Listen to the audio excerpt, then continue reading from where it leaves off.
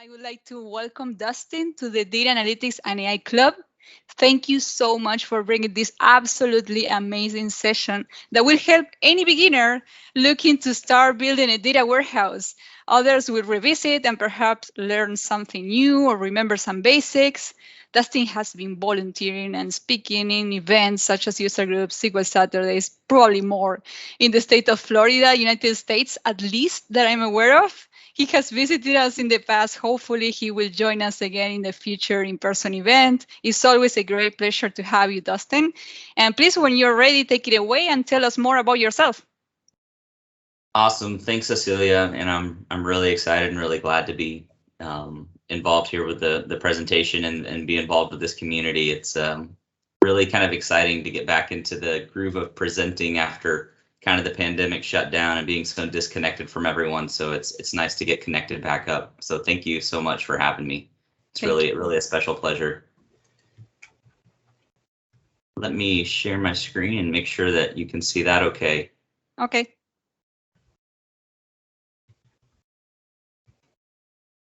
Okay. Yes, we see your presentation. Awesome. Great. Okay. All right. So this session, like Cecilia said, is called Building a Data Warehouse from the Ground Up. Just to introduce myself, my name is Dustin Ryan. I come from a background of data warehouse design, and I've been working in this field for a little while. I started off my career with a Microsoft partner, Pragmatic Works. Some of you might know of them. And I kind of got my feet wet in the data warehouse and ETL, analysis services, reporting solution space with Pragmatic Works. And then eventually my career took me to Microsoft, and I joined Microsoft as a data platform solutions architect. And I spent a few years in that role. Then I transitioned, after everything became cloud focused, I transitioned over to a role as a cloud solution architect. But now I'm the director of data and AI for our Southeast education customers. So part of my role means that I'm focused on our Southeast customers that are higher ed, Department of Education, and university or K-12 rather.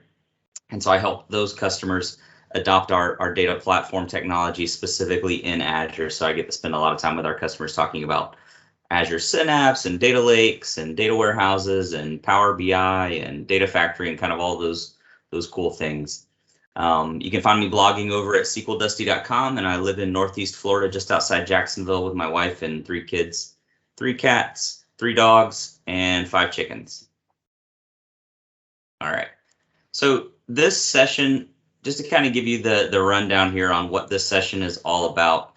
I don't really have an agenda slide here, but this is what I'm intending to cover in this session. Is we're going to talk about the fundamentals for designing a data warehouse star schema, and we'll spend some time talking about the technology side of things. But really, the method that we're going to talk about here is not technology focused. So even if you were designing a data warehouse on SQL Server, or you're designing a data warehouse for Azure Synapse, or you're designing a data warehouse for another platform, really the steps that we're going to talk about you can use for any platform. So it's a kind of a technology agnostic approach. And this is an approach that you might already be familiar with if you've read Ralph Kimball's Data Warehouse Toolkit book. These are kind of the 4 steps that are, I think it's the first 5 chapters that he goes over this. The first 5 chapters for designing a data warehouse. And if you are a data warehouse professional and you haven't read the Data Warehouse Toolkit, you need to go get the book and read it. It's fantastic. And it's such an easy read, and it's super clear too. And so the 4 steps that we're going to talk about for designing a data warehouse star schema come from that book. So if you've read the book, a lot of this is going to really sound familiar. If you haven't read the book, then you need to go get it if your job or your passion is around data warehousing. So we're going to talk about why a data warehouse is useful for analytics and reporting. And then we'll jump into those 4 steps. And part of the really cool thing about this session is that part of this session, we're actually going to kind of whiteboard out the design of a data warehouse star schema together. And so I can certainly do this on my own, but it's more fun if you participate. So I'm going to look for participation from you guys. for you to chime in, tell me what you're thinking, tell me your thoughts, and kind of guide me as we go through that whiteboarding to design the data warehouse together. Otherwise, it's just me talking for like an hour, and that's really boring, and it's not going to be very exciting. So let's try to participate together. And for the sake of my Wi-Fi bandwidth, I'm going to turn off my camera. I live out in the woods, and Wi-Fi out here is not fantastic. All right.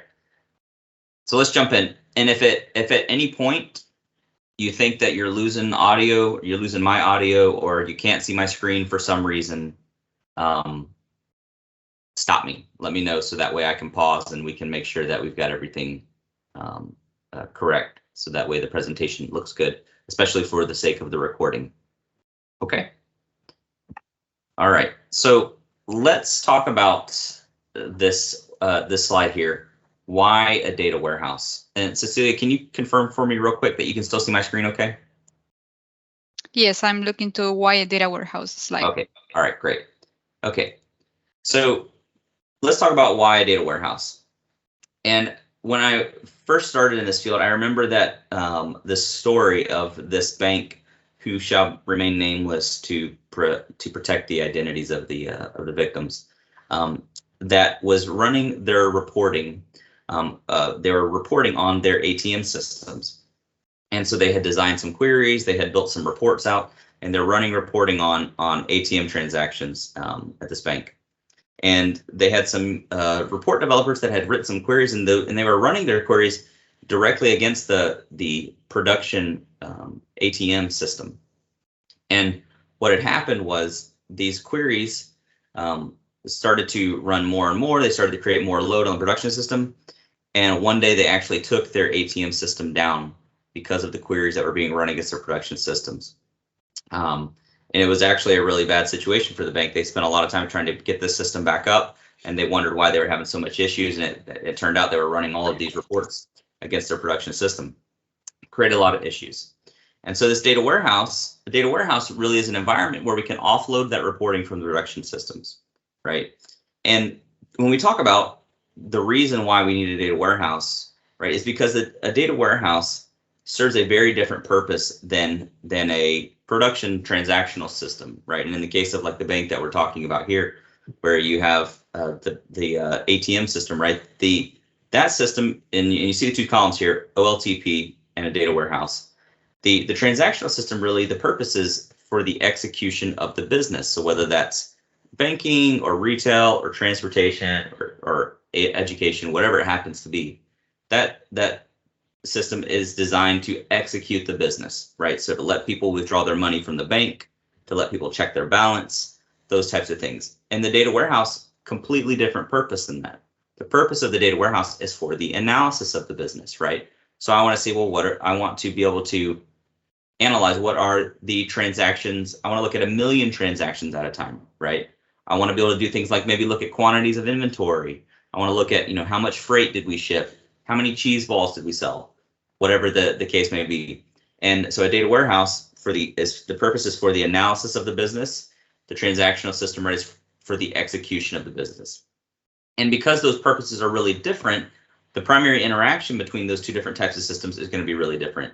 In a transactional system, and let's just keep using let's use a retail example here. In a transactional system, in a retail system, right? I need to, insert a record very quickly when somebody buys a product, right? I want to insert a record into the database to say that, Cecilia bought a gallon of milk, right? And we need to track that in the database so that way over time, maybe I want to be able to see how many gallons of milk Cecilia bought, and maybe Dana bought, so many packs of cookies, right? And every time she buys packs of cookies, I need to be able to write that record into the database so that way I can look and see how many gallons of milk Cecilia bought, how many packs of cookies Dana bought, be able to see that, right? And a data warehouse is an aggregation of all of those transactions.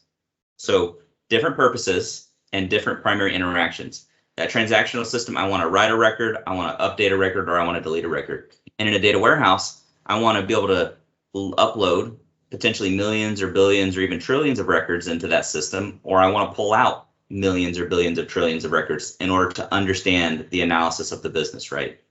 And so that interaction method in a data warehouse, the primary interaction method is going to be select statements, right? I need to run queries against that data warehouse so I can analyze the business. While the primary method of interaction for the transactional system, we're inserting, we're updating, we're deleting records. It all depends on that system and how we're executing business. Now, from a temporal focus perspective, a transactional system, typically it's current. You might have a little bit of history in something like an ERP or like a retail system. You might have a little bit of history there, but for the most part, it's going to be just what is the current state of transactions in this system, right? While a data warehouse is designed to not just hold what's currently going on, but what has gone on in the past. And how much history are we going to keep in that data warehouse really depends on your requirements and your organization's requirements. But it could be everything from, this past year to 10 years to 20 years or however many years you need to keep history back. So the temporal focus is going to be very different between a data warehouse and a transactional system. The design optimization between those two types of systems is also really different. The design optimization for a transactional system is we want to have maximum update concurrency, right? Because hopefully, if we're like a retail organization, hopefully we're having lots of transactions as people buy products. And so we want to be able to have those transactions go through as quickly as possible so that way people are not hindered from buying the products. Data warehouse, right? We're not looking so much for update concurrency, but rather high performance queries, right? And that reporting system that's designed to support the analysis of the business, we want those queries to be as fast as possible. The design principles are also really different between the two systems. Third normal form is typically what you see in like a transactional system. In a data warehouse, star schema design, right? Because the name of the game here in the design of the data warehouse is to be able to get the records in as quickly as we can, get the records out as quickly as we can, and have as high performing select statements as possible. Okay. Alrighty, so there are 4 steps here that we're going to talk about as we go through this process together. And the 4 steps that we're gonna follow here are, you see them here on the screen here. And the first step here is really the most important part, right? I'm sorry, the second step here, identifying the grain. We're going to talk about all of these steps. We're going to jump into them in detail. But as we go through these steps, like I said, we're going to design this star schema here together. Okay, so this is the part where I'm going to need you guys to participate. Okay. Now, when we talk about what a well-designed star schema looks like, and we'll talk about why it's called a star schema if you're kind of new to this world. But if you hear me use the word star schema, if you hear me use the word dimensional model, what we're talking about is the design of the table structure in the data warehouse database. But when we talk about building a good star schema, there's some qualities of a well-designed star schema that I kind of want to call out here. It should be simple, right? Follow the KISS method, right? Keep it simple, stupid, right? The simpler, the better. And that has a lot of benefits because it makes it easier to use. It makes it very easy to understand, and it also eases the ETL process. For the process that we design, the ETL or ELT, depending on what you design and the platform that you're using, can dictate whether you might follow an ETL pattern, ELT type pattern. But having a simple design means that it's also not only is it easier to query, but it's also easier to load. And a simpler star schema design also means that we can have it's easier to have high performing queries, and it's also optimized. And I know that when we talk about these 4 steps, we're talking about where it's mostly technology agnostic. I am going to call out some specific things that are relevant for analysis services or Power BI. But a star schema is really great if you're planning to use tools like analysis services or Power BI or Power Pivot or something like that. Okay, so they really like a good star schema. Okay, so the first step we're going to dive into here is identifying the business process. And when we talk about the business process, we have to first decide which processes, where do we start? And any organization has many different processes that are occurring at any given time. But we have to first decide which is the business process that we're going to start with. And sometimes this is a really challenging thing for an organization when you're saying, hey, we're going to build a data warehouse, but where do we start, right? And I have this conversation with customers all the time. They recognize that they need an analytics platform that can help them answer the questions, those tricky and tough to answer questions, but they don't really know where to start, okay? Now, to identify the business process, this really requires an understanding of business requirements as well as an understanding of the available data. And so when we talk about a business process, what we're really talking about here is a natural business activity that's performed in your organizations that's supported for some sort of data collection. And it's important to focus on a business process as opposed to a business department. And sometimes that's a trap an organization can fall into, is to say, well, we're going to focus on this department. And the reason you don't focus on departments and you focus on processes is because when you focus on a process, this allows you to deliver information across a business in a more consistent manner. Otherwise, we end up with a duplication of data. So maybe marketing says, hey, we need a database. And so they focus on, they build a marketing data warehouse, right? And then maybe the sales team that says, well, we need a database. And so they build a sales data warehouse. And then you end up with these duplications of data in the different departments. And so focusing on a business process rather than a business department is a good way to ensure that you have a consistent delivery of data across the organization. But the question begs, well, how do we decide which business process that we're gonna start with? And the most simple answer I can give you is really choose the business process with the most impact and the lowest risk. And so that's why I have this little kind of cube graphic here on the screen. When you think about where to start with, if you're just starting from scratch, right, and you don't have a data warehouse and you're trying to figure out, well, where do we start? Choose a business process that is going to have a lot of impact for your organization, but is relatively low risk. And so when I say low risk, that doesn't mean, pick something that's easy. Although if you are new to the world of data warehousing, there's some benefit to starting with something that is not super complex. But if you can choose an area of the business that is going to be super high impact and is low risk from the standpoint of, we know where the data comes from. We have the expertise in-house that can answer all the questions regarding the data itself. We know what are the relevant types of business metrics that we want to be able to measure, right? That's what I mean by low risk. So we wouldn't want to choose something like an area of the business that, maybe the person who knew everything about that area of the business just quit. And so they're no longer with the organization. And so all the questions that we're going to have are going to be really difficult to answer, right? So we wouldn't want to choose like an area like that. So we want to choose a business process that is going to be highly impactful so that we can illustrate the value of the data warehouse and have a high return on investment from the project. We also want to choose something that is relatively low risk. So not choosing an area that's really difficult to start with, okay? And to be honest, the business is probably going to help you do this, right? They're going to give you a lot of feedback on where they think you should start, right? And if you think about, right, your own organizations and where you work at, if you're a data professional, you probably, if I said, hey, think of that one person in your organization that is always asking you for data, right? And your mind probably goes to a specific person, right? We all have that one person that is always asking you for you to rerun that report or write that query or send me that report again or change the filters, right? They're always asking you to do those things, right? And that person could be telling you, hey, that this is a business process that we don't have good reporting around. And if we could really deliver on this particular request or this business process, that could be highly impactful for the organization, okay? So if they're asking you questions like, well, what are the gross profit margins, right, for these product categories?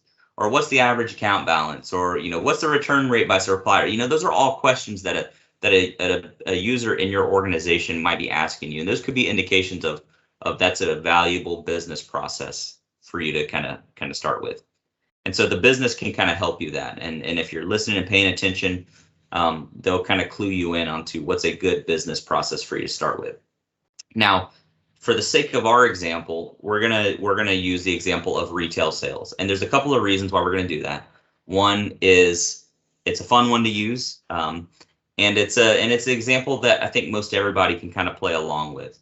So I don't want to pick like a really complex example that maybe people can't wrap their brains around. So we want to pick something kind of simple, because really the goal here is to learn the method, right? Not actually design like a retail data warehouse. We just kind of want to learn the method of the 4 steps. Because you can take these 4 steps that we're going to go over, or that we are going over, and take this back to your organization regardless of whatever the business process is. And I've used this many times with organizations across transportation, logistics, retail, healthcare, education, lots of different things out there, and the method works. And so that's why we're using a retail sales example, because it's simple, it's easy, and I don't want you guys to kind of get lost in the minutia of the business process, because that's not really the goal here, but we talk about this because it's an important first step. Okay, so the second step here is we need to identify the grain. And when we talk about the grain, what we're talking about is what a record in a fact table represents. Okay, and we'll talk about that here in a minute. This is really the most pivotal decision in the whole design process, and I kind of called that out in the beginning. And the reason is when we identify the grain of a fact table, what we're talking about is the level of data detail that should be available for that part of the dimensional model. Okay, so what is a fact table? A fact table is a table in our data warehouse that contains the measurements of our business success. So when we talk about a fact table, we're talking about the quantitative measurements. Now, there are some nuances to designing a data warehouse. A fact table can contain qualitative data, but we're going to keep it simple here for now. There's specific use cases where you might have that situation, and if you want to know what those specific use cases are, you got to get the data warehouse toolkit book. It's critical. Diana called out. She said, "Hey, these are all important steps, even for designing a Power BI data model." Diana is 100% right. These steps here are relevant whether you're designing a data warehouse or even building a Power BI data model. But if you're building a Power BI data model on top of a data warehouse, you can follow those steps inside the data warehouse, and all of that will transition over into your Power BI data model very, very nicely. So Diana is 100% correct. So we talk about a fact table. What we're talking about here is the quantitative measurements of business success. And when we talk about the grain, what we're really talking about is what does one row in that fact table represent? Okay. Now, it's recommended that your dimensional model be designed to support storage of the data at the most atomic or granular level. Now, what does that mean? And so what we're talking about is data at the highest level of detail. And there's a few reasons for that. The reason is because when you bring data into a fact table at the most detailed level, that most atomic level, that means that it can be rolled up in every way possible. And this is really ideal for ad hoc query for users that are going to be exploring the data model, whether they're probably going to, they could be using a modern tool, a BI tool like Power BI or Tableau, or every organization that's got their Excel gurus, right? And they just love Excel and they love pivot tables and pivot charts, right? And so they want to browse and explore that data model. And so having a data stored at that most atomic level is going to be really, really valuable to ensure flexibility of the model. I can think of a project of that I worked on with a healthcare company, and we had the meetings with the customer, and we were talking about how we're building the design of the data warehouse, and they're saying, well, we only look at the data every so often, and so I really think that we can aggregate some of this data, and that'll help us with data storage concerns. And we say, well, are you sure? We usually recommend that you store it at the most atomic level, and here's the reasons why. And they said, yeah, we're sure, we don't need it at this level. And lo and behold, we had a user who was like, well, what about this report that I need to run? I always ran this report with the old system, and it looks at it at this level. And we were in a pickle because we had decided that we were going to aggregate that data. So choosing it at the most atomic level has a lot of benefits over trying to aggregate it. And in the long run, storage is not all that expensive. So there's a lot of benefits to storing at the most atomic level. Okay, Michael has a question. He says, what would be an example of qualitative data in a fact table? Would it be reference to a dimension? It's a good question, Michael. And so when we talk about something like a qualitative data, this is a good scenario would be, let's say that you have a qualitative field that has a one-to-one relationship with the grain of the fact table. So that this is just an example I'm thinking about off the top of my head. So let's say that you have like a sales order number, right? It's not quantitative because we can't aggregate it, but a sales order number is a description, right? It's really a description of that particular sales order.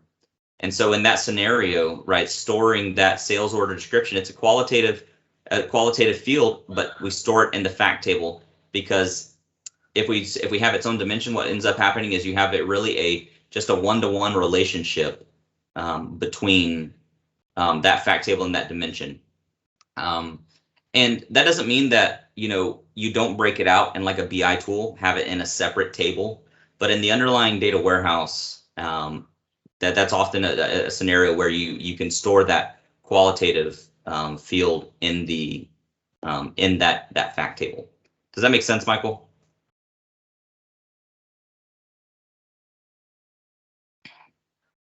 Awesome. Yeah, the book, the Data Warehouse Toolkit, is great. It's a great read. And even if you don't go through the whole book, you can get a ton of value out of those first 5 chapters.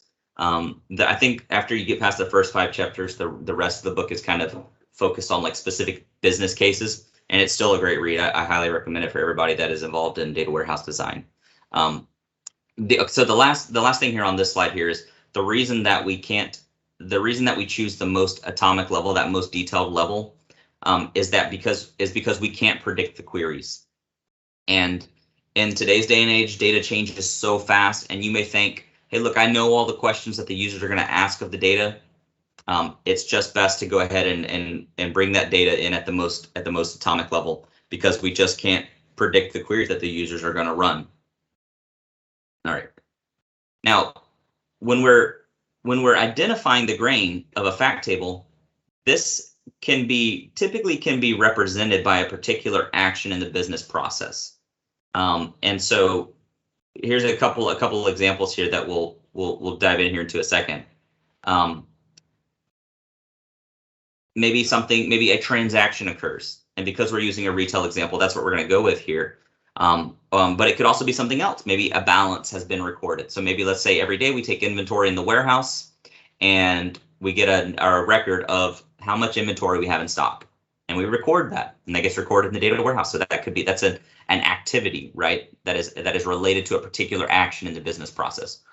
So we're taking inventory, or we're recording the balances of all the different accounts, right? Or where retail transactions are occurring, and so those are specific actions in a business process. Okay. Now we must carefully craft our grain statement, because this is really going to have great implications on the design of the star schema, and therefore impact the rest of the data warehouse and any future analysis services models or cubes or Power BI models. This is all going to impact everything downstream from here. So it's really important to get the grain statement correct. Now, if at some point, so let's say we define the grain statement and we realize, hey, we made a boo-boo, we made an error, we got to go back. It's okay. Go back and start over with this process and make sure that you get the grain statement correct. Okay. So for our example here, we're going to choose kind of a fun one. We'll use Blockbuster since they're not around anymore. For our retail example here, we're going to say that one row represents a movie or product rented by a customer from an employee in a store on a day. Okay. And when we define this grain statement, really this grain here, this statement here is capturing an action part of our retail business process, right? And that action is we're selling a rental to a customer where they're buying candy at Blockbuster or popcorn or whatever.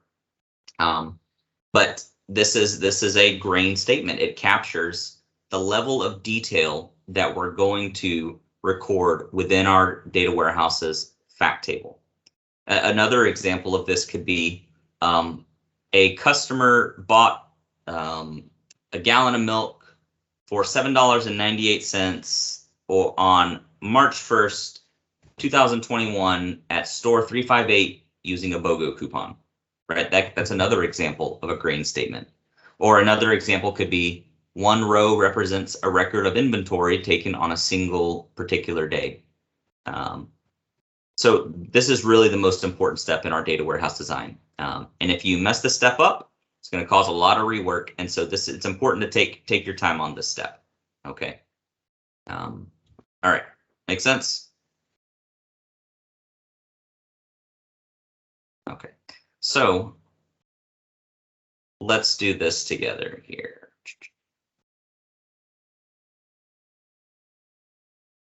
All right, so let's capture our grain statement here. Okay, one row represents, I know the other one said movie, but we'll call this one a product purchase, a customer from an employee at a store on a day.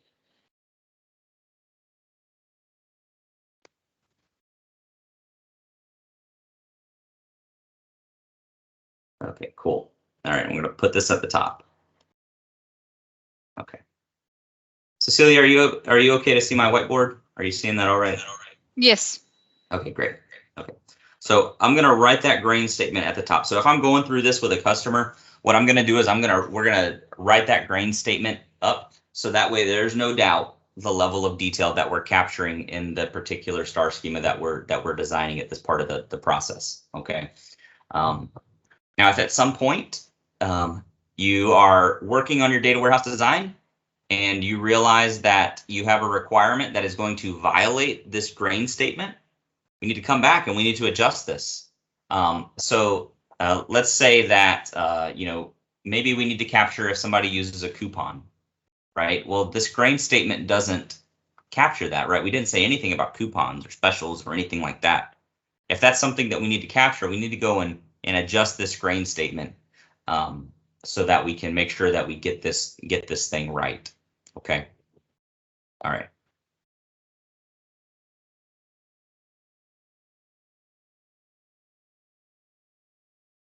All right. Now, third step here is we're going to define the dimensions. Okay. We talked about what a fact table is. A fact table is a table in the data warehouse that contains the quantitative attributes, right? The measurements, the business metrics, could be things like cost, account balance, revenue, profit, right? All of these different types of things, right? And a dimension, when we talk about a dimension table is a table that contains the descriptive data. This is the quantitative or the qualitative data regarding the business process, right? It's the who, what, where, when, right, of the business process. So it's things like, if we know what our grain statement is right now, our grain statement is right is a customer bought a product at a store on a given day from an employee, right? Those are the who, what, where, and when, and so those are captured in what we call dimension tables. So a dimension table can be a table that has to do with the products that are sold. It can be a table that contains information around the customers who are buying products. It can be it can be information around the dates, right? There's a date dimension, right? Every data warehouse should have a date dimension. Although I have seen data warehouses that were designed without a date dimension. How many of you have ever worked on a data warehouse that did not have a date dimension? I had to tell that customer that you've done this wrong. You need to go back, do not pass go, do not collect $200, right? You have done this wrong. And they're of course, I won't tell you who the customer was, but their thinking was that, well, I don't have to include the date because I know that it's always going to be current. And I was just like, oh, let me help you. But so the dimensions are the who, what, where, and when of the data warehouse. Okay. Now, if you've done a good job on the grain statement, if you've correctly identified the grain statement, coming up with the dimensions, this should be really, really easy. Now, as you're going through and identifying the dimensions, those descriptive kind of topic areas that are going to be represented in your data warehouse, and let's say that you come up with a dimension that is not represented in the grain statement, then we go back. So the example we talked about a few minutes ago was a coupon, right? Well, we didn't cap. Let's say, hey, we need our coupon or our special sale dimension, right? Well, we didn't represent that in the grain statement, so we should go back and we should adjust that. Okay. All right. So now if we look at this grain statement, all right, what are some of the dimensions? This is the part where you guys are going to have to come off mute or type it in the chat window. What are some of the dimensions here that you are identifying in our grain statement?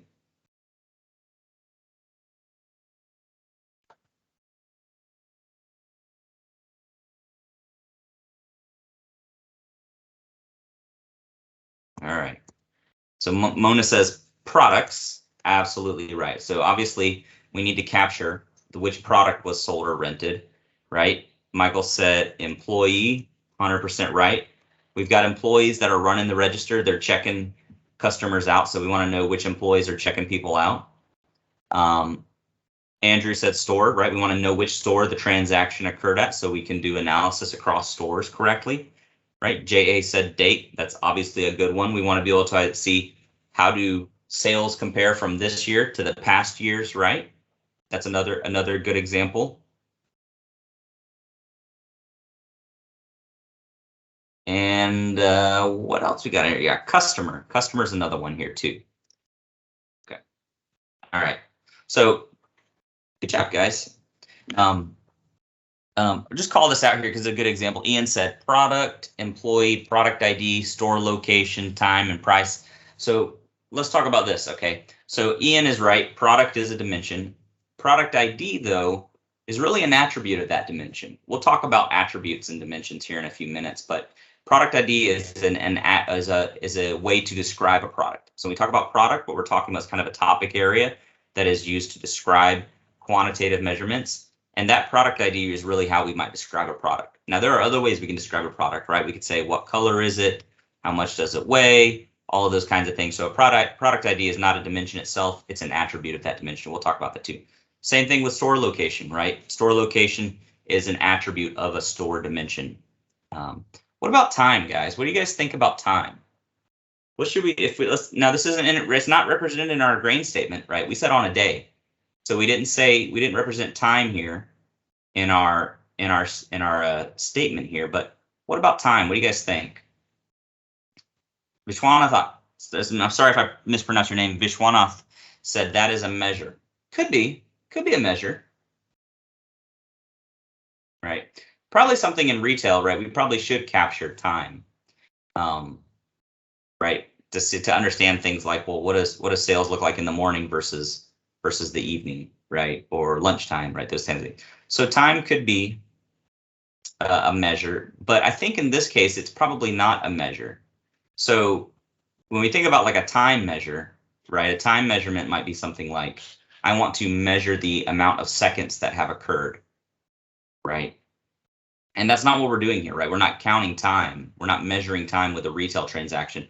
I just want to know when it occurred. So in this case, time would really be like a dimension, right? Because it's a way for us to describe when that transaction occurred, right? We can capture the day on which it occurred.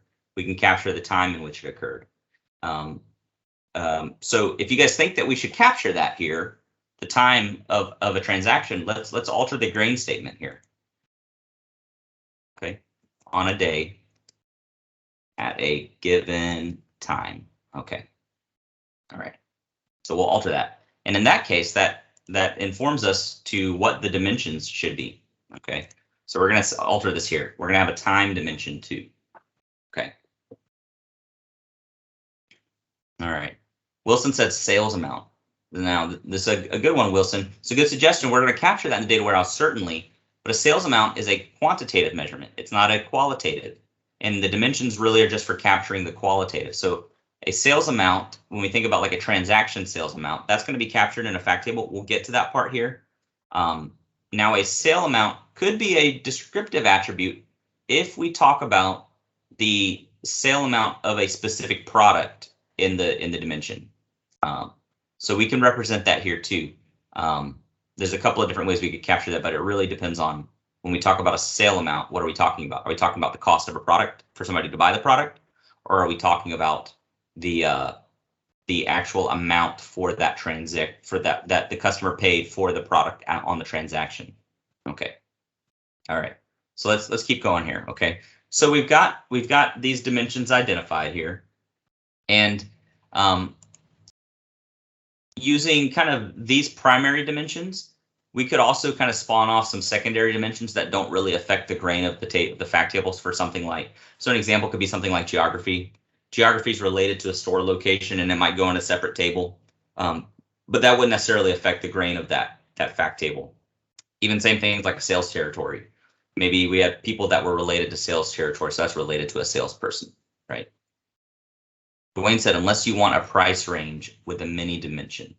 So that could be a price range. That's really a descriptive attribute of like a product, right? So you could say we have products that are in the $0 to $10 range, and then products that are in the 10 to 20, and right, so on and so forth. Those are still like kind of descriptive elements of those products. And that could exist in that dimension, or we could have its own dimension. There's a few different ways to kind of approach that, but right, that would really be like a descriptive thing. So I think you're right there. Now, based on these dimensions, we can then correctly identify the attributes that are included in that dimension. So a dimension is kind of like a topical area in the data warehouse that we're going to use to describe those transactions. And the attributes are ways to describe the dimension. All right, so let's continue to draw this out here, and I'm going to do my best on this. Let's start with let me make this a little bit bigger here, a little bit smaller here. Okay. Well, it's not cooperating. All right. All right, so we'll call this our product dimension. Okay. And I'm going to prefix it with a dim underscore.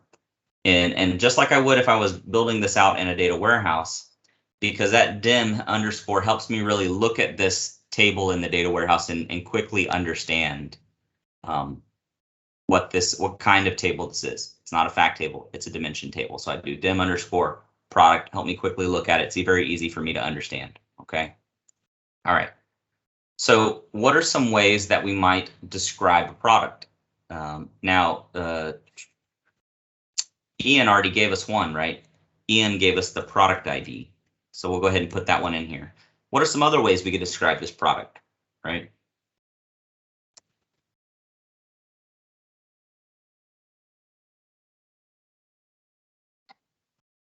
Right? Mona, Eric, you guys are both correct, right? We could have something like a product code, right? Maybe that's a code like in the system that is used to represent a product, right? Product name, absolutely. Product category, definitely. Maybe things like product weight could be, right? Product color, right? You guys are right on. Product type, right? There's all kinds of different things, right? That we could come up here. Maybe the product cost. It's kind of a tricky one because it is quantitative, but it's not a measurement that we use to kind of aggregate. So it's just kind of a way for us to kind of break this down maybe into cost buckets, like price range buckets, like Dwayne was talking about earlier. So we could include that in here, right? So these are all ways that we could describe this product. All right. Now, one of the interesting things here about this, and one of the things you'll read about if you read the Data Warehouse Toolkit, is that one of the best practices to follow is to when you're designing your dimensions, you want to use a database key to represent that will serve as your primary key on this table, right? And there's a few reasons for that. And that key is what we call a surrogate key. And I'm going to abbreviate it here, SK for short, okay? SK for short. And that SK is a database key that does not exist in the transactional system at all. And there's a few really good reasons why we do not use the product ID that comes from the production sales transaction system. Can you guys think of some good reasons why we might not want to use the product ID from the production system, and we want to create brand new primary keys in our product dimension?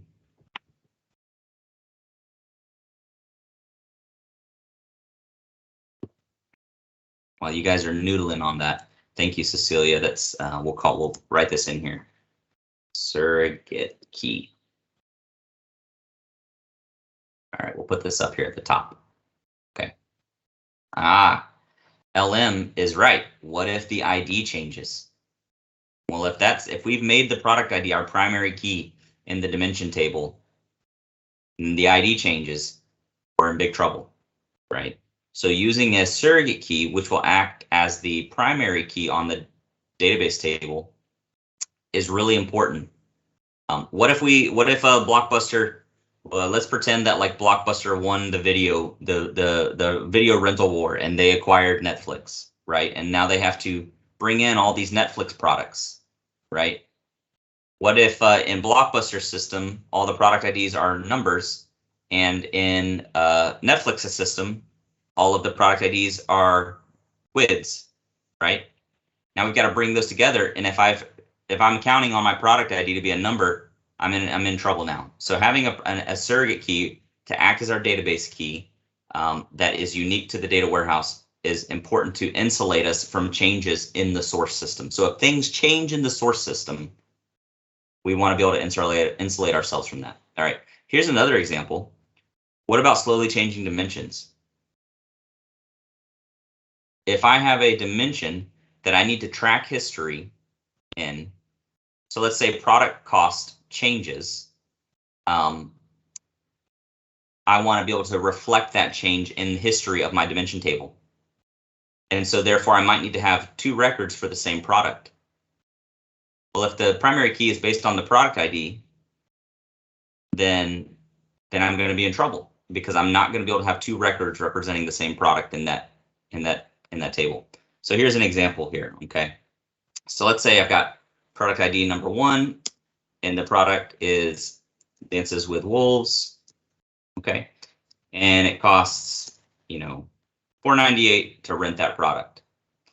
And if that cost to rent that product ever changes, I want to be able to capture that. And so usually the way that that's done in a data warehouse is you have a begin date on the record and an end date on the record. I'm going to have to make this a little bit bigger.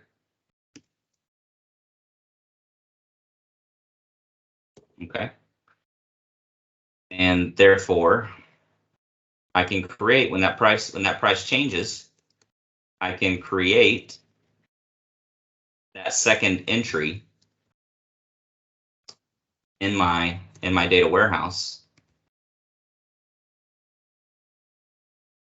for that same product. If my product ID is the primary key on that table, I will not be able to do this, right? And Dwayne's right? This is a classic type 2 slowly changing dimension, right? And so there's a lot of good reasons not to use your system keys as primary keys in your data warehouse. You want to create new product keys for that. And there's a lot of patterns for that in the popular ETL tools that you can use to create those surrogate keys. But that helps insulate you from changes in the data from the source system, and it also helps you do things like slowly changing dimensions. I just want to call that out.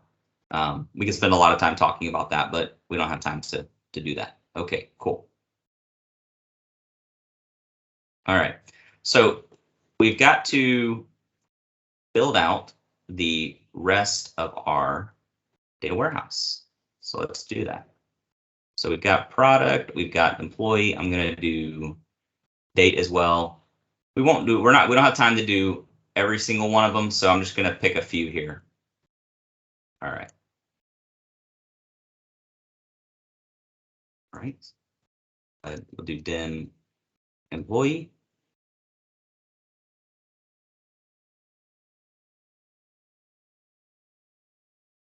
Date.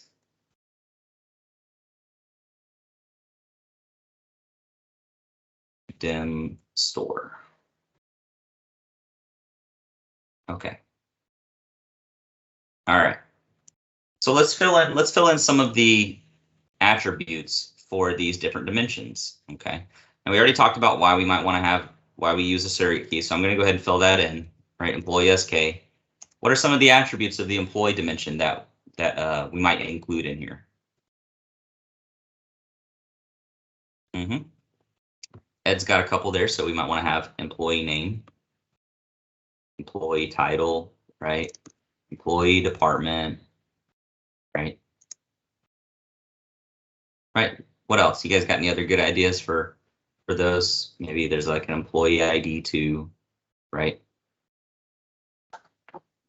Right. You kind of got that demo, right? Employee ID, right? Might have their, hire date, right? There could be some other things, right? There could be a lot of other things in here too, right? So we'll just call it this, but you guys get the idea here, okay? So we've got a few different descriptions around this here, okay? All right, let's do date. Now this one is going to be a little bit different. We're going to have a date SK. And what are some attributes of this date dimension, right?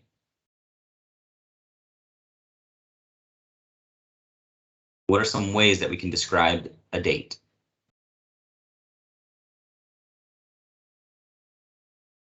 Right, we might have the year, right? You guys got it. Or you might have the month, right? We might have the quarter, right? It could be something like the month name, right? Yeah, okay, yeah, that's a good one. Then maybe a holiday indicator, or maybe like a weekend indicator too, right? Might be good to be able to know if a day is a weekend or a holiday. Diana getting fancy here, right? What about a fiscal year, right? Fiscal year could be different than the calendar year, so it might be good to have like a fiscal year, like a fiscal quarter, like a fiscal month, right? All of those things. So there's all kinds of different things, ways that we could describe a date. Okay, you guys are doing a good job. You guys all get imaginary bonus points here. Okay. All right, let's do the last one here too. Let's do store. Right, store SK. What are some of the attributes of a store that we might want to record in the data warehouse too? Yeah, okay, yeah, so store address, yeah, definitely. Might be helpful to know where the store's at, especially if we're going to do any type of geographical analysis of it. Maybe like the store number, yep, for sure. Maybe like the store region, right? Other things like that. Right, yeah. City, right? Yeah, for sure. Right, maybe square footage, right? Dwayne said size, right? Maybe we want to record the square footage. Maybe that's relevant in our analysis to be able to determine, why one store has a different number of transactions, the other one has something different, right? Yep. The open date, yeah, you guys are getting the idea here. If it's owned or rented, right? All kinds of different things. Good job, guys. All right. Now, one thing that I want to point out here in this design is that, Cecilia, you beat me to it. You beat me to it. I was actually just about to call this out here. It is considered a best practice to write out in detail the names of each attribute. And I did violate that a little bit here, Cecilia. You'll notice that like I did kind of shorten here department, right? But if I was following my own best practices, right, I would have wrote it out all the way. Same thing with like quarter, right? Write these out all the way. But for time's sake, I was just kind of abbreviating things. But it's considered best practice to write everything out fully. And the reason for that is certain abbreviations may make sense to you. But remember, the name of the game, really the name of the game here for this data warehouse is usability, right? We want this to be as user friendly as possible. And one of the ways that we can do that is by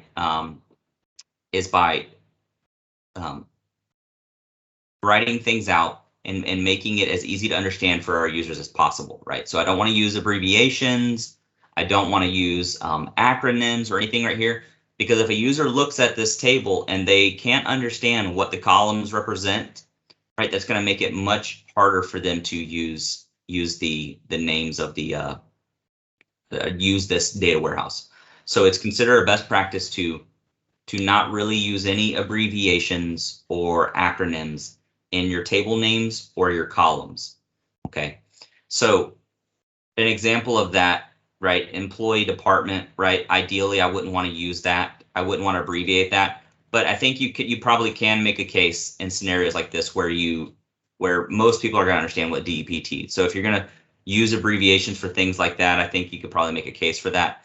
But it's considered best practice to make sure that you write things out fully. And Cecilia says that she was calling out like the the camel casing, right, of capitalizing the first letter of each word. It does make it a little easier to read, right? And that really the name of the game here is usability. We want this to be as usable as possible. Okay, so but it's a good call out. Thank you, Cecilia. So avoid using abbreviations where you can. Now, one thing I'll point out here when we talk about surrogate keys, kind of going back to the surrogate key topic here, for usually the surrogate key, and we're talking about SQL Server here, is it's an identity column. It's a primary key that's an identity column. So it's an auto incrementing number that starts at 1, or however you set your identity column up, and it auto increments 1, 2, 3, 4, 5, 6, 7, 8, right, till the end of time, right? And so they're typically not useful for users to see. And so generally speaking, when you are building your data warehouse and you're deciding which columns you're going to expose to the users through the views, through the analysis service model, through Power BI, whatever the BI tool is, typically you hide the surrogate keys. You don't want your users to use the surrogate keys. You don't want them to know they exist, because they're really serve a functional purpose in the data warehouse and not a reporting purpose. So generally speaking, don't show the users the surrogate keys. And there's a reason for that. What happens is, what I've seen happen before, is that a user will realize that a certain product is a certain surrogate key, and they write that number down and they start using it. And then let's say something happens with your product dimension, you have to reload it, and those surrogate keys change because they're just a practical functional purpose in the data warehouse. That user that has built reports off that table that is using a specific surrogate key, now their reports are broken. So typically you don't want to show the surrogate keys to the user. That surrogate key, like I mentioned, is typically an auto incrementing number starting at 1 and going on and on. Every time you insert a new product into that table, right, you would it will auto increment. There is an exception to this, and that is with the date dimension. Oftentimes in the date dimension, you don't use an auto incrementing number. You use what's called kind of a smart surrogate key. And that smart surrogate key, instead of starting at 1, let's say our date dimension starts at 2000, okay? So our smart surrogate key could look like, let me do this here, like this, okay? So I'm not starting at 1, but I'm using a smart surrogate key. And that's really just kind of a practical thing. I mean, you could use an auto incrementing identity column for the surrogate key in the date dimension, but using that smart key is just helpful for being able to quickly look at that table and understand what that date represents in a fact table, right? And we'll talk about that here in a minute. So I would have, year 2000, January 2nd, then the next row would be January 3rd, the next row would be January 4th, right? And so it's not necessarily auto incrementing, because eventually we're going to get to the end of January, right? And then we're going to roll over to February, right? So that's the idea here, is that a lot of times you'll see that in a date dimension is that you use a smart surrogate key. Okay.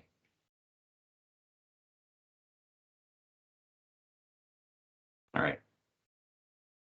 Any questions about any of that we just went over? Any questions about any of the dimensions, surrogate keys, any of those types of things?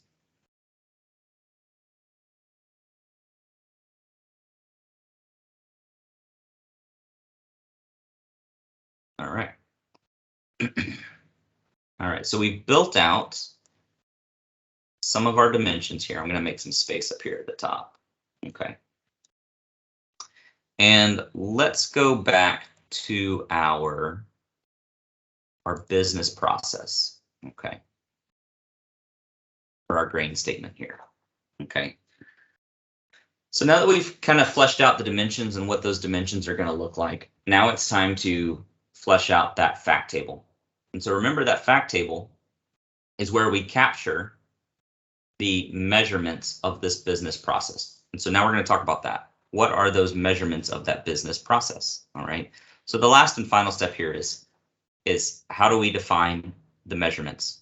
And this step here is where we identify what are the business metrics or the measurements that measure success, right? And something like retail, right, it's probably going to have something to do with sales amount and profit and revenue and those types of things, right?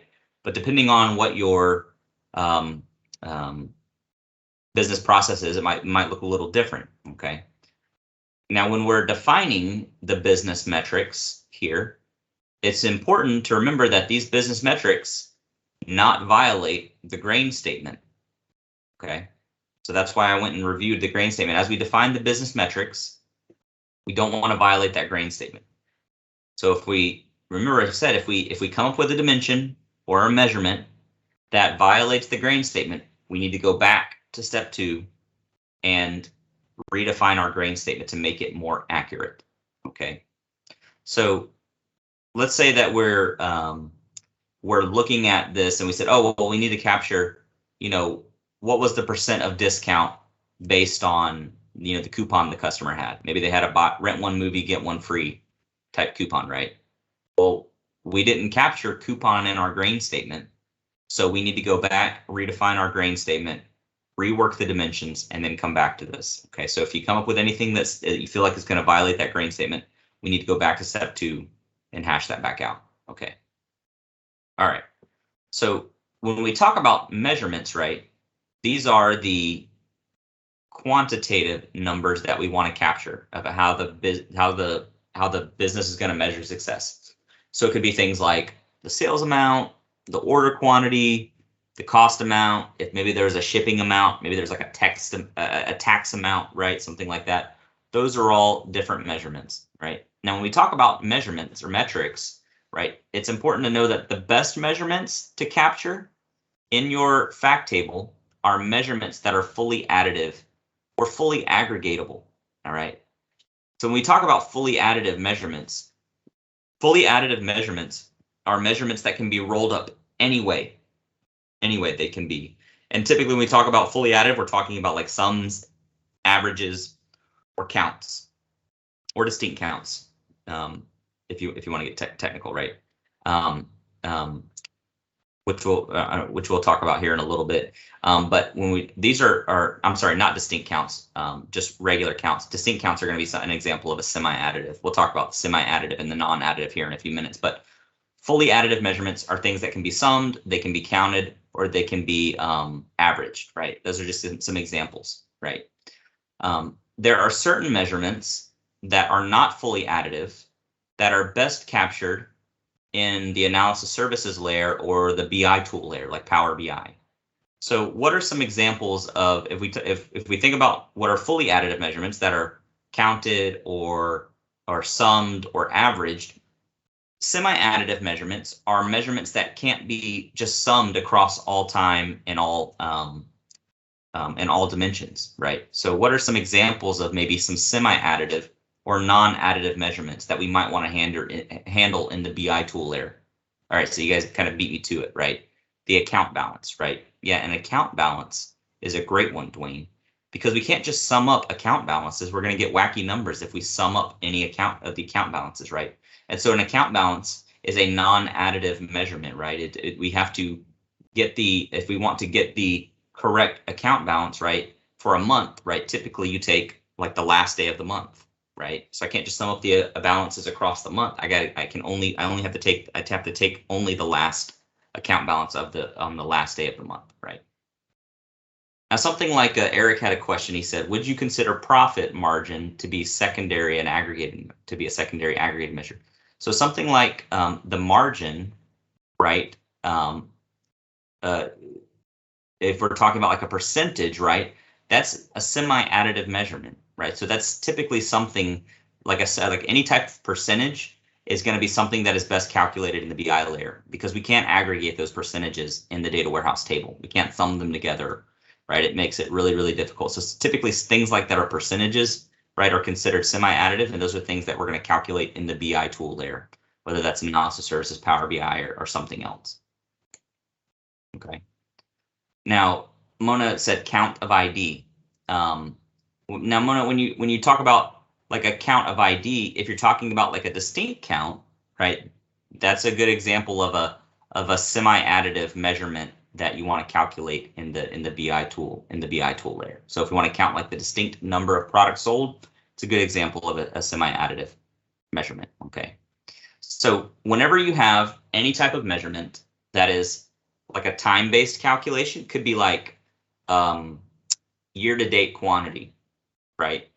Or the sales last year, or number of products sold this month, right? Those are all examples of time-based calculations that are best handled in the BI tool layer. And analysis and tools like Analysis Services and Power BI are incredibly well suited for those types of calculations, right? Those time-based calculations. So something like profit margin, right? To Eric's point, right? A great semi-additive measure. Any type of time-based calculation, does another semi-additive measures. Distinct count, semi-additive, any type ratio type calculations, right? Those are all things that are typically handled really, really well in the BI tool layer. Okay, so when we define the measurements of our fact table, right, best measures are fully additive. Okay. All right. So let's go back here. Let's add in the fact table. Okay. Alrighty. We're going to call this fact sales.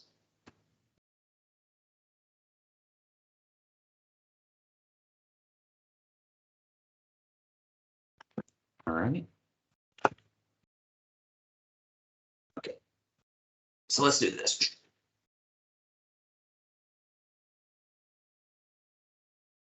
Obviously, we want to capture the transaction amount, right? The sale amount. So how much did the customer pay for the product when they rented the movie, or they bought the popcorn, or they bought, Ed's already listed out some of the things that we should put here in the fact table, but we've got the sale amount, right?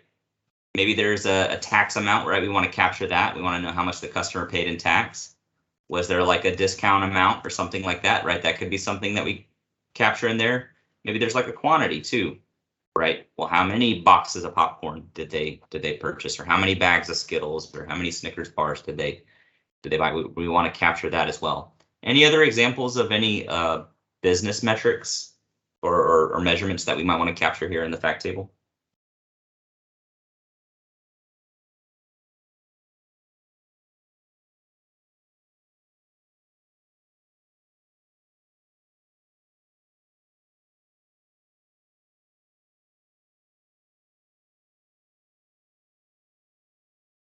Okay. All right. On here. And then, of course, the last thing here is we need to capture we need to create these relationships between the fact tables and the dimensions. All right. So ideally, we'd have the product SK captured in here. We'd have the employee SK captured in here. Right. SK, store SK, also the customer SK, even though we don't have those tables represented here. Time SK. Okay. All right. And that's really where our relationships are going to exist, right?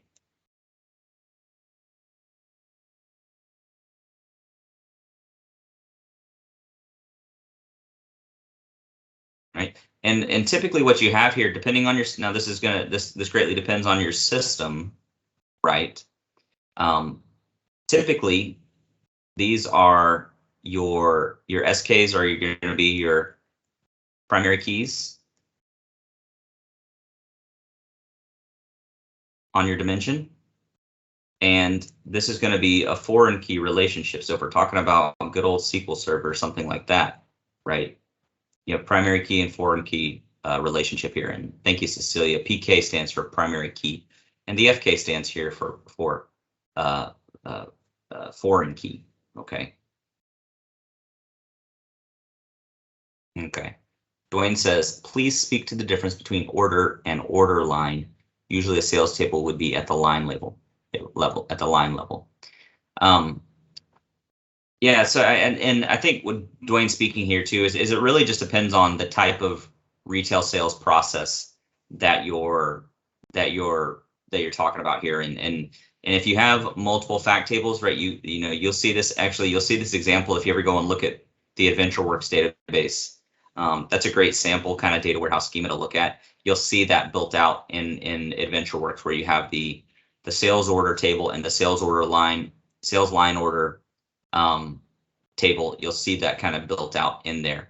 And if you read Ralph Kimball's book, The Data Warehouse Toolkit, he also talks about that too. Even though we don't have that represented here This is just kind of a simple example, but it's a good call out, Dwayne. All right, Rashid said, is it a good idea to have a surrogate key in a distributed data warehouse because of its distributed nature? Calculating next incremental number would need compute resources. Salman, I just saw that was you. Salman is a colleague of mine that him and I have worked together on projects in the past. It's a good question, and I'm trying to remember off the top of my head, Salman, and something like Synapse. I don't know if it's still the case, but primary keys, are they supported in Synapse? I don't believe they are, and I have to go look it up. But it's something like an MPP data warehouse like Azure Synapse when we talk about like the dedicated SQL pools. I believe, let me look and see. I have to look it up.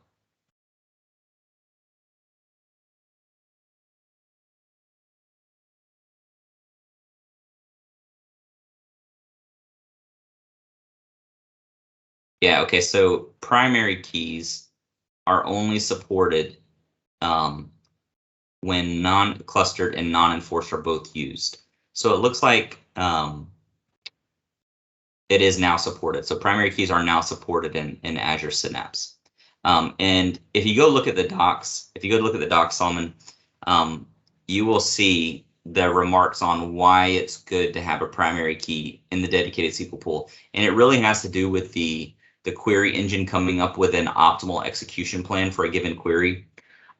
You're right, it does. So if you have something like a surrogate key generating that auto incrementing number, that is going to require some compute resources in order to do that.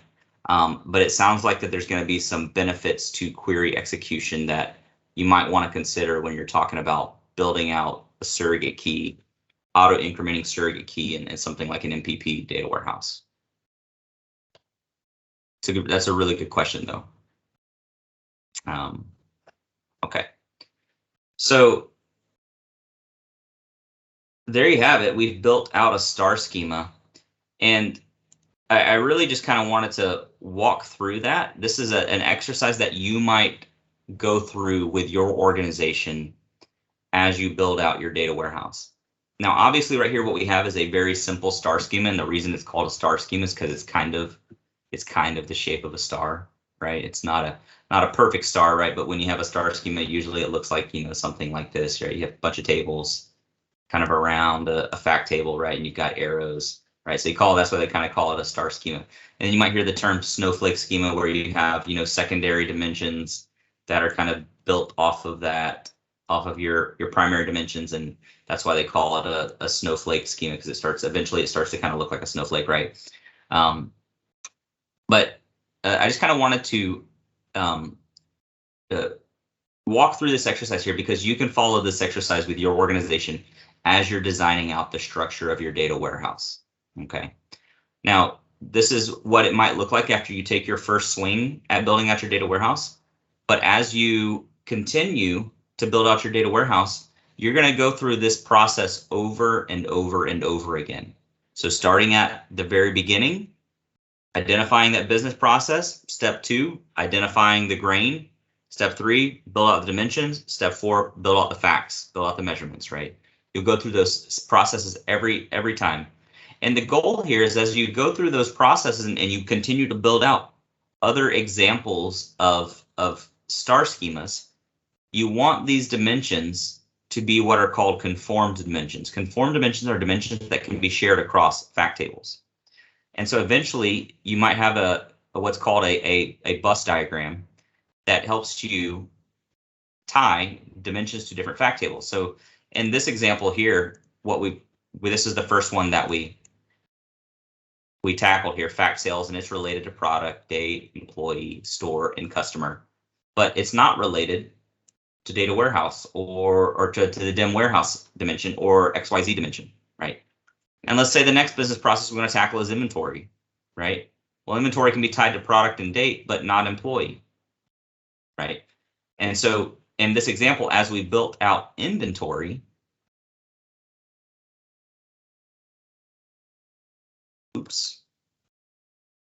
what I would do is I would have another eventually I would have another fact table over here that would be called fact inventory. And we won't build out all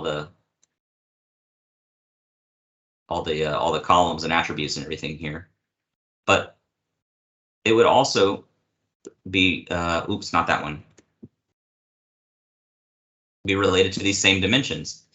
And this is how you create the ability to analyze different business processes by related dimensions. Now I can look at my product sales and my product inventory in the same query, in the same report. Okay, so it's important to use these conformed dimensions so that way we can support analysis across different business processes. Okay. And eventually I would continue to build out these different facts, and then I would be able to see how these different fact tables are tied to specific dimensions. Now, Damu says, can you please explain adjunct dimension with a sample? So that's a good question, and they'll talk about this in the data warehouse toolkit. Adjunct dimension is really just kind of a dimension that you use to hold attributes that really don't tie to any one particular dimension that you already have in place. And it's just called adjunct dimension because it's kind of like a junk drawer. You just use it to hold dimension attributes that really don't tie to anything. So let's think of an example of what a adjunct dimension might look like in this model. Help me out, guys, here. What's a good example of maybe a dimension attribute that doesn't fall into one of these and doesn't necessarily fit into one of these dimensions, but we still might want to capture in the data warehouse?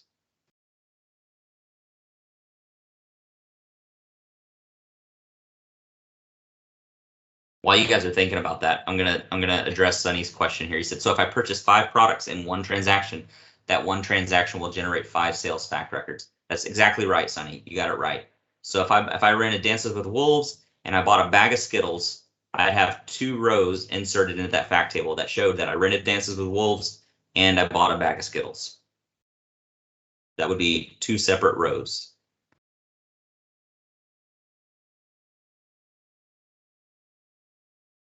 Let's see, Ed said, if you had a category, subcategory for a product hierarchy, would that still be considered a star schema?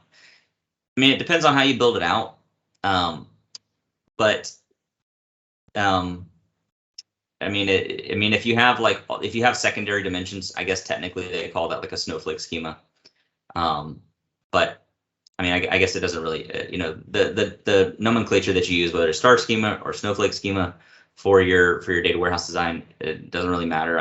I mean, in my mind, I think it just really depends on, are you building as simple a design and as optimal a design as possible. Now, we've only got 5 minutes left here, and it probably would be good to, mention how do you know if you should snowflake out a dimension. Ralph Kimball talks about that in the book, and we don't have time to kind of go into that, but there are some easy rules to kind of follow.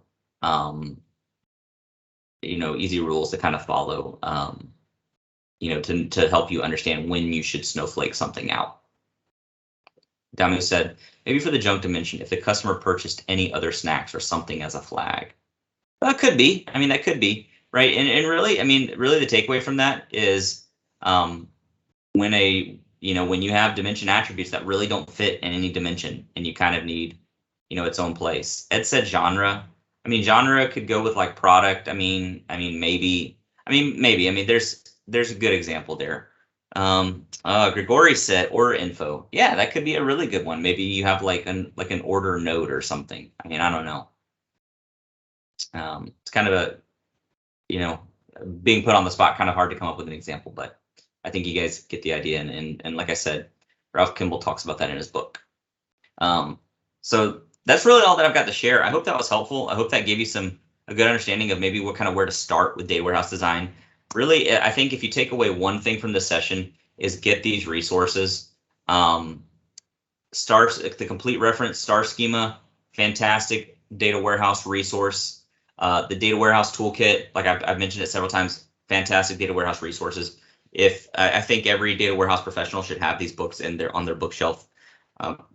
These are 2 really incredible books that I highly recommend that you purchase if you're doing anything around data warehousing.